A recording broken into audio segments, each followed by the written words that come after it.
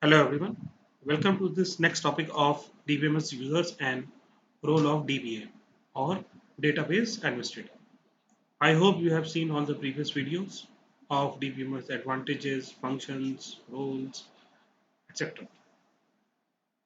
Now, typically you can divide DBMS users into three categories. Number one, simple users or naive users, or you can call them as end users. Number two category is application developers or programmers, that is mainly people like you. And third one is some advanced form of this, that is database administrators. So this is just a generalized classification for the purpose of doing certain topics. So let us see them one by one. The number one is simple user, naive users, or end users. Now these are the users who are actually using the application for their day-to-day life. For example, a railway ticket booking clerk, a person who is taking your order at a supermarket or at your food chain like Domino's, Pizza Hut, etc. Or it can be anyone else. So these people, they are using some kind of application or software to perform their everyday task. These users are actually who put the data into the system. Okay, these users may not be knowing anything about the organization of data at the physical level, how it is stored, what tables are there, and so on.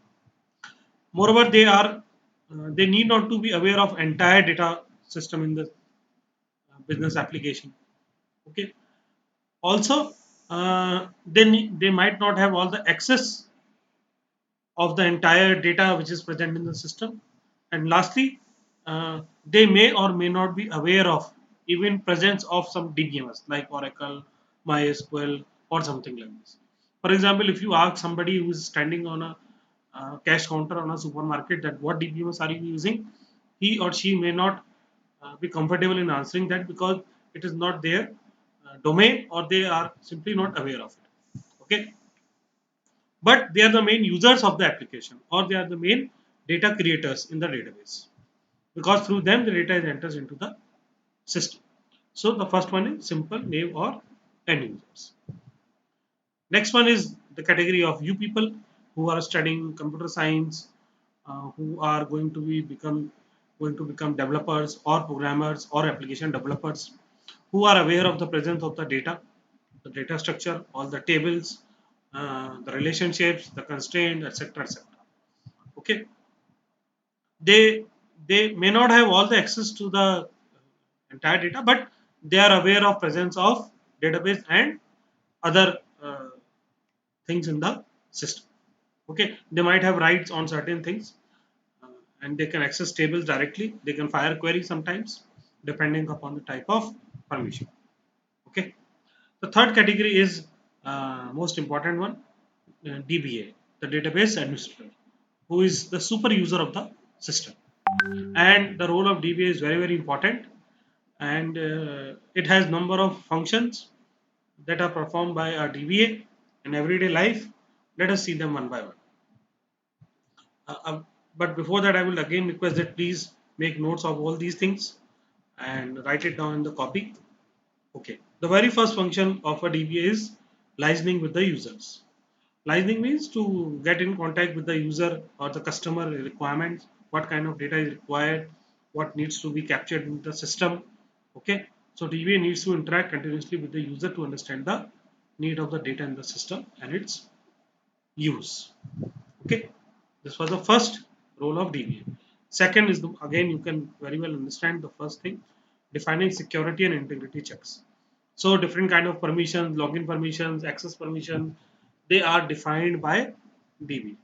Okay, the DBA find out the access restriction to be defined and define security checks accordingly. Okay, data integrity checks we will be seeing in SQL like primary key, foreign key, check. Okay, not null, unique. All these type of checks are also defined by DBA. Okay, who can log in, what type of permissions they have, all everything comes under security and integrity checks. Another important role of DBA is to take regular backups.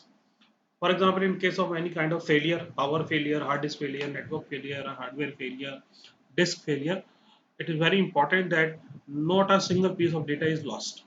So DB has to define procedures for backup and recovery.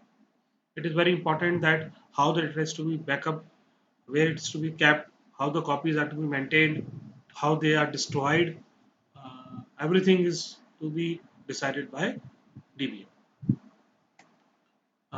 Next important task is continuous monitoring of the system, how the system is working, the load on the system, the user's experience, etc.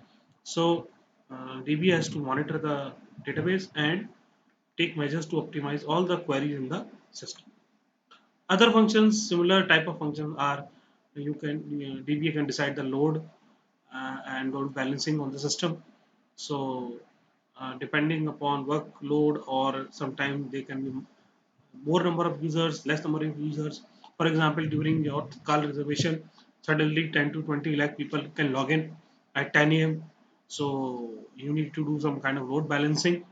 So as you know, in case of IRCTC, so the DBA might make some change in the conceptual schema and do the necessary settings. Similarly, connectivity with the applications, assisting and approving application for access.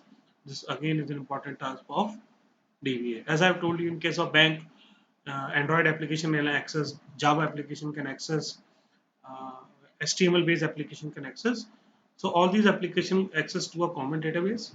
So all these things are again handled by DBA.